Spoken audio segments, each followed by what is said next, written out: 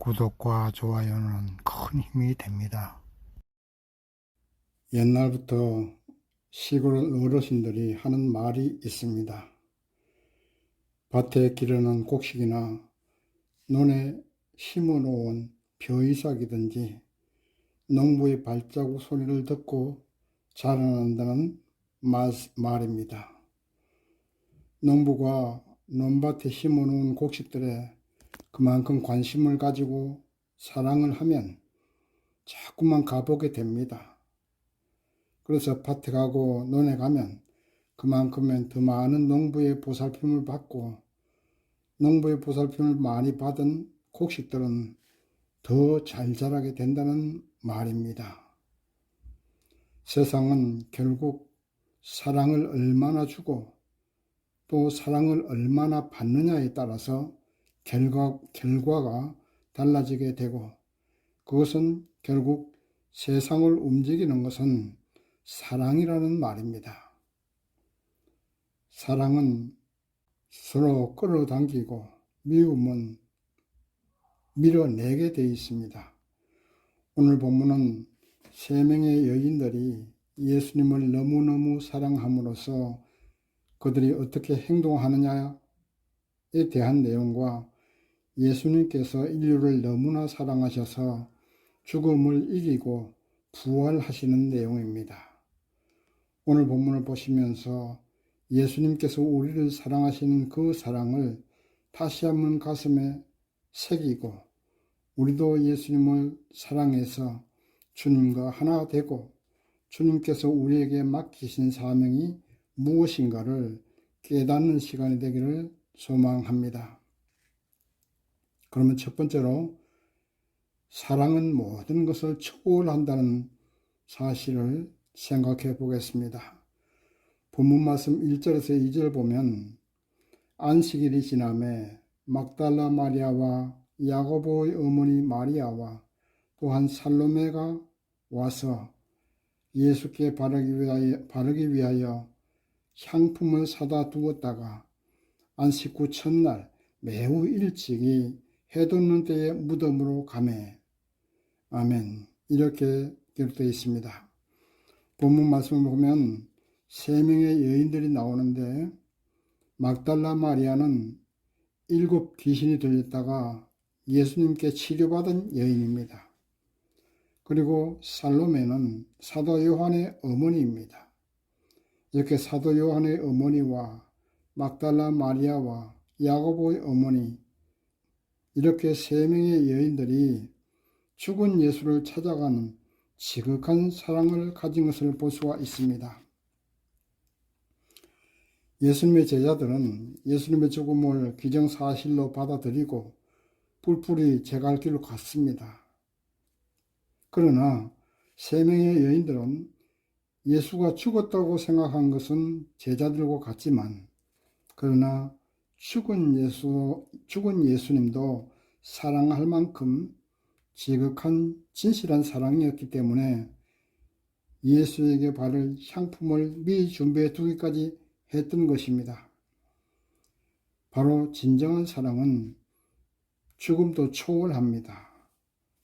조건적인 사랑은 사랑해야 할 조건이 없어지면 사랑도 식어집니다. 그것은 진정한 사랑이 아닙니다. 우리가 진정으로 예수님을 사랑한다면 예수를 위해서 죽는다 해도 그 죽음을 기쁨으로 받아들일 수 있는 그것이 진정한 사랑입니다. 예수님께서 우리에게 복 주시고 사업 성공하게 해주시고 가정을 화목하게 하시고 아들, 딸 잘되게 하셔서 예수님을 사랑한다면 그것은 조건적인 사랑입니다. 그 모든 것을 예수님께서 응답해 주시지 않는다 할지라도 예수를 위해서 생명을 내놓을 수 있는 그것이 진정한 사랑인 것입니다. 본문 말씀 3절에서 4절 말씀 보면 예수께서 갇혀있는 무덤 문이 열리고 그 무덤 안에는 흰옷 입은 청년이 이르되, 놀라지 말라. 너희가 십자가에 못 박히신 나사렛 예수를 찾는구나. 그가 살아나셨고 여기 계시지 아니하리라 하니라. 보라, 그를 두었던 곳이니라. 아멘. 이렇게 기록되어 있습니다. 예수님께서는 우리 세상 모든 사람을 너무너무 사랑하셨습니다. 예수님이 사단의 최종 무기인 죽음을 이기고 부활하시지 않는다면 인간에게는 소망이 없습니다. 죽음으로는 모든 것이 끝이 납니다. 예수를 믿을 필요도 없습니다. 아담의 범죄로 인간은 죽을 수밖에 없습니다. 그런 인간들이 에덴 동산의 범죄 이전에 영원한 삶을 회복하기 위해서는 예수님께서 우리 죄를 대신해서 하나님께 드리는 제물이 되었고, 그 제물을 하나님께서 받아주시고 십자가에 죽으심으로 다시 부활하셔서 우리가 예수님을 믿고 그의 십자가의 피공로로 우리는 다시 예수님을 따라 부활하고 영생을 얻을 수 있는 길을 예수님께서 열어놓으신 겁니다. 그래서 예수님은 부활하셨습니다. 우리를 향한 예수님의 사랑은 죽음도 막지 못한 것입니다. 본문에 나오는 무덤을 막아 놓았던 돌은 폭이 2m나 되는 큰 돌이었습니다. 폭이 2m 된다는 돌은 아무리 힘이 센 장사라 할지라도 그 돌을 움직일 수 없습니다.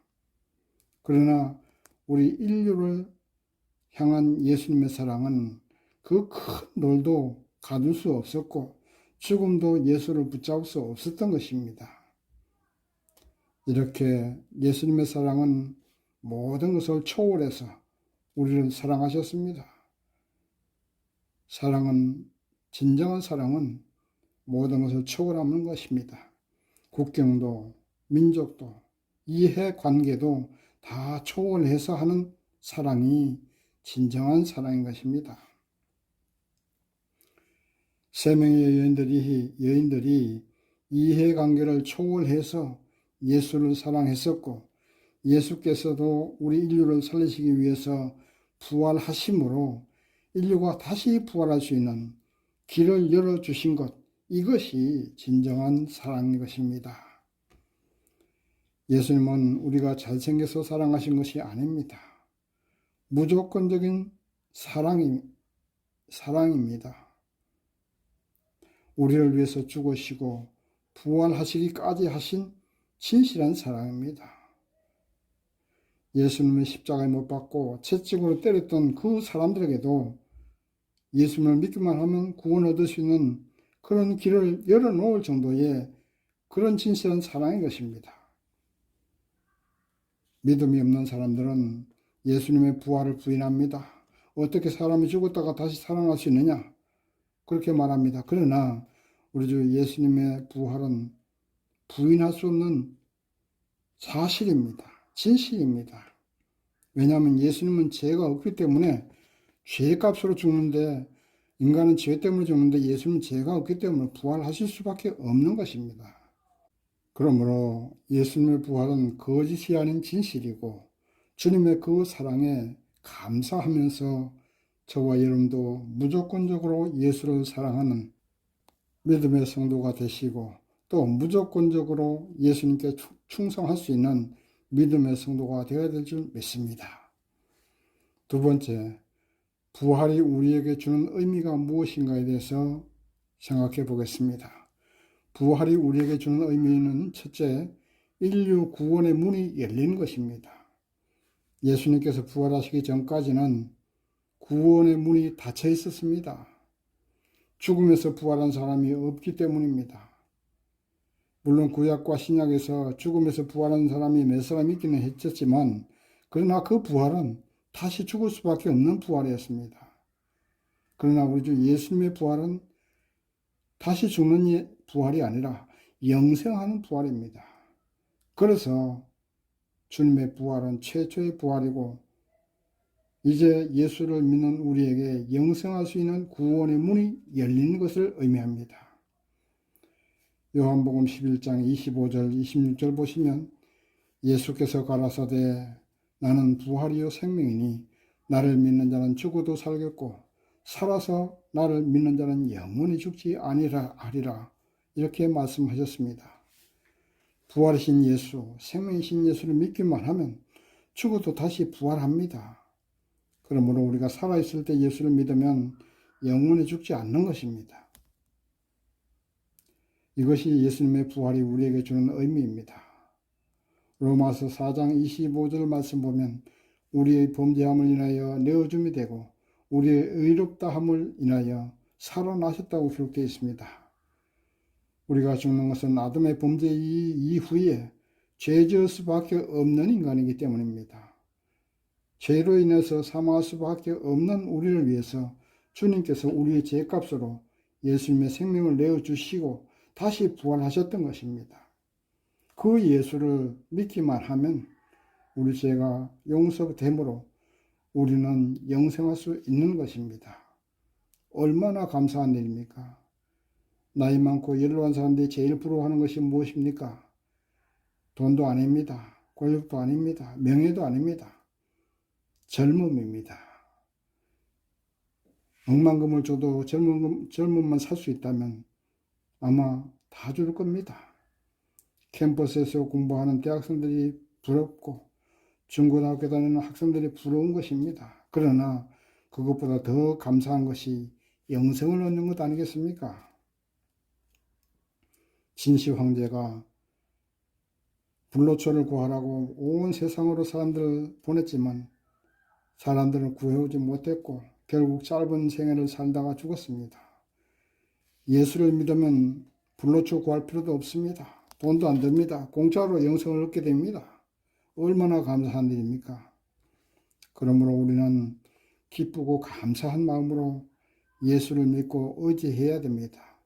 아직까지도 예수를 영접하지 않고 있는 분이 계시다면 예수를 내 마음 중심에 나의 주님으로, 나의 주인으로 모셔드리세요. 이제부터는 나는 죽었습니다. 이제 내 안에 예수께서 내 안에 사셔서 영원한 생명을 얻었다는 사실을 믿고 고백하십시오.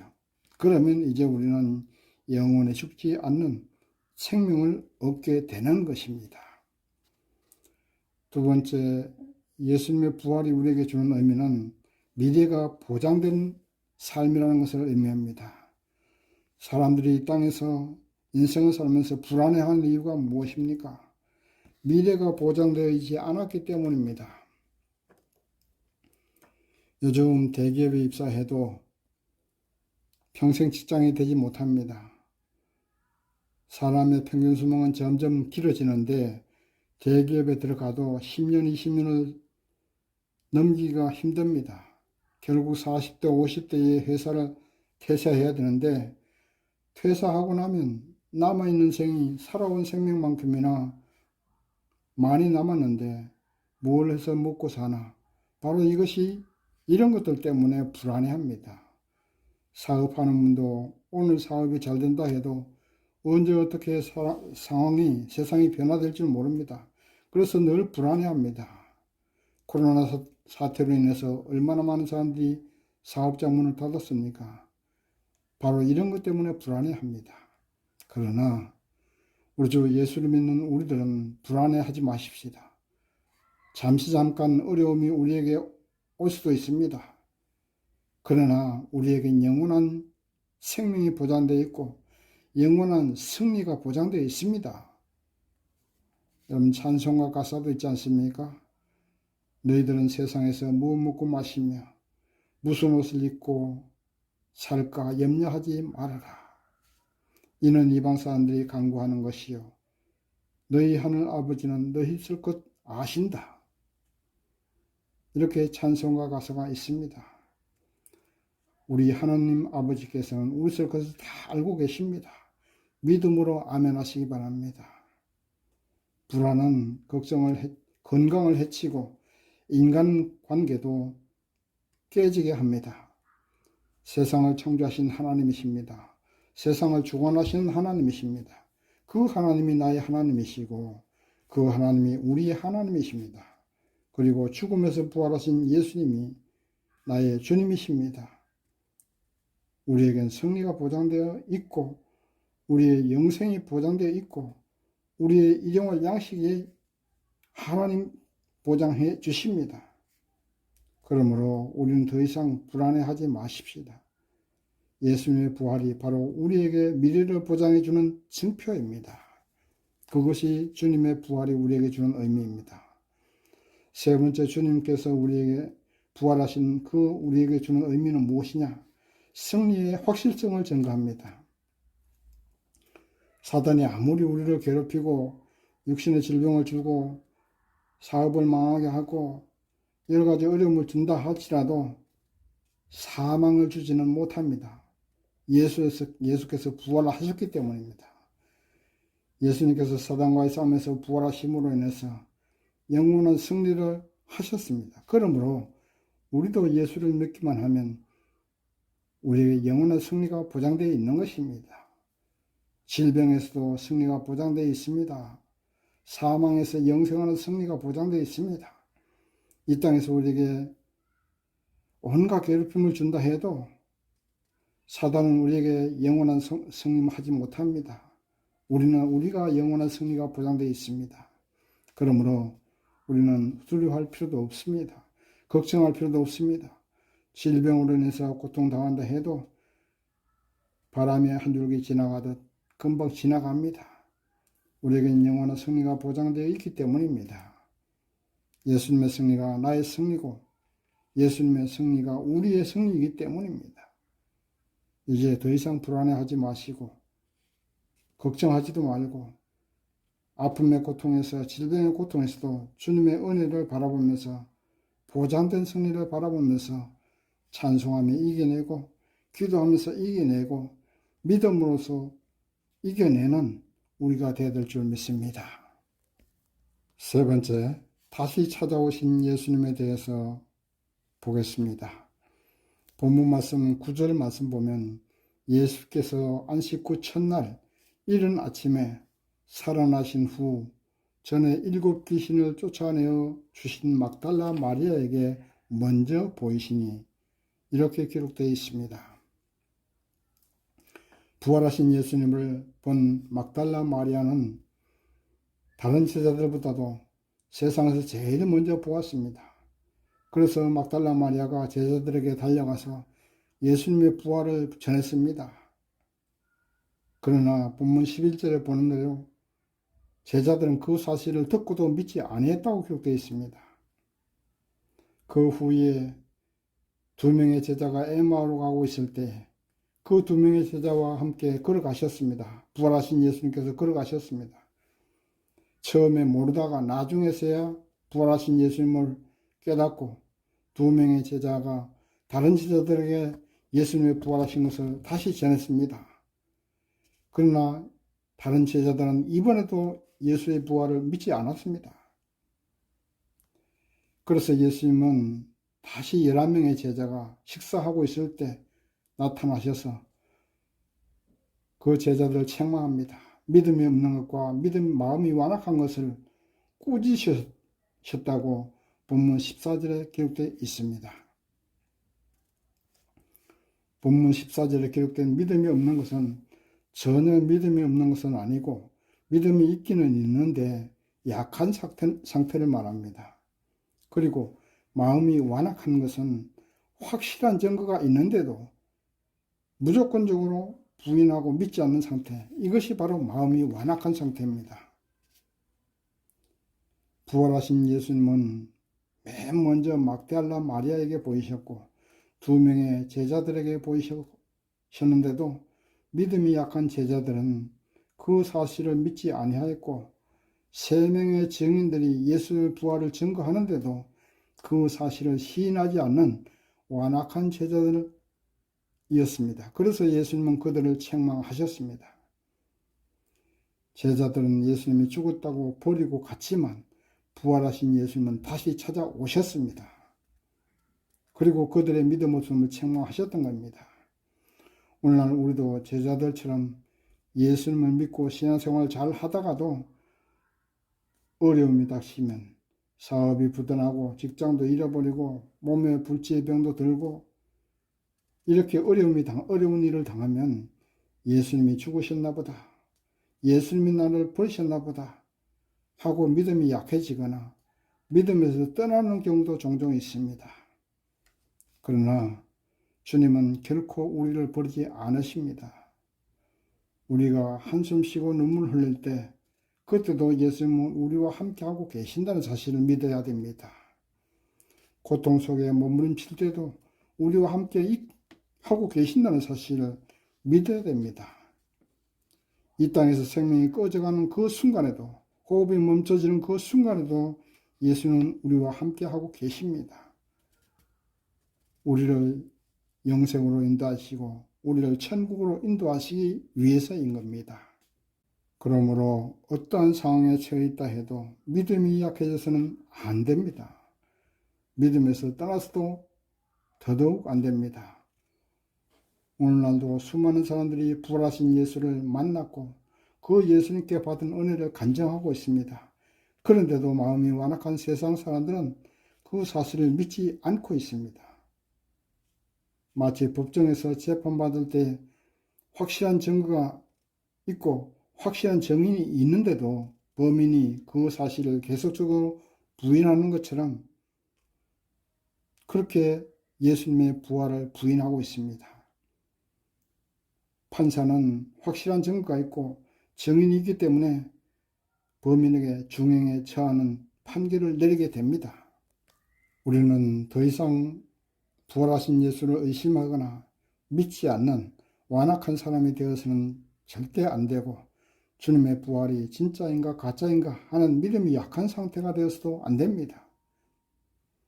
그런 연약한 믿음과 완악한 믿음으로 살다가 나중에 주님 심판대 앞에 서면 어떻게 하겠습니까? 주님의 심판을 피할 수 없습니다. 부활하신 주님은 지금도 우리와 함께 하고 계십니다. 엠마오로 가는 두 제자들과 동행하신 것처럼 우리와 동행하고 계십니다. 그 주님을 믿고 그 주님을 바라보아야 됩니다. 우리는 때때로 주님을 잊어버릴 때도 있고 의심할 때도 있지만 결코 주님은 우리를 잊지 않으시고 버리지 않는다는 사실을 믿으시기 바랍니다. 우리가 살아가면서 만나는 모든 사람을 예수님이라 생각해야 됩니다. 그리고 그들을 예수님 사랑하듯 사랑해야 됩니다. 조건적인 사랑이 아닌 무조건적인 사랑을 해야 됩니다. 예수님이 나를 위해서 죽으시고 나의 영생을 위해서 부활하셨습니다. 그리고 나의 미래를 보장하십니다. 그것을 위해서 예수님은 부활하셨습니다. 그러므로 세상 모든 사람을 사랑해야 됩니다. 예수님을 사랑하신 것처럼 그들도 그들을 사랑해야 됩니다. 내가 그들을 사랑할 때 그들도 나를 사랑해 주는 것입니다. 세상에서 미움이나 원망이 사라지고 사랑으로 충만해질 때 그것이 하나님 나라가 이 땅에 임한 것이 아니겠습니까? 그리고 본문 15절 말씀 보시면 부활하신 주님께서 우리에게 마지막으로 명령을 하십니다. 너희는 온 천하에 다니며 만민에게 복음을 전파하라. 때를 이렇게 말씀하셨습니다. 주님의 마지막 명령은 그만큼 중요합니다. 복음 전파는 시간이 있을 때만 하는 것이 아닙니다. 해도 되고 안 해도 되는 것도 아닙니다. 시간이 없어도 시간을 내서 해야 되고 믿는 사람이라면 반드시 복음 전파를 해야 하는 사명이 있는 것입니다. 그러므로 우리는 부활하신 예수를 믿기만 하면 죄에서 자유를 얻고 영생이 보장되고 천국이 보장된다는 사실을 세상 사람들에게 전해야 됩니다.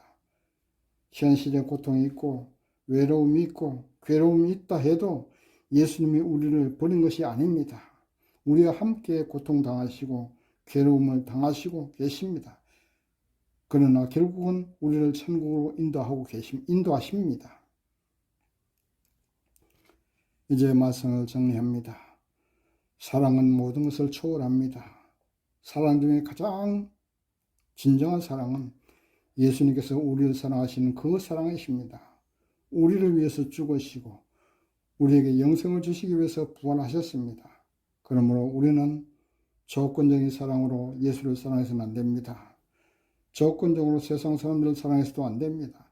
무조건적인 사랑으로 예수를 사랑하고 무조건적인 사랑으로 세상 모든 사람들을 사랑하고 섬기며 그들에게 복음을 전파하라는 주님의 명령을 충실하게 수행해야 됩니다.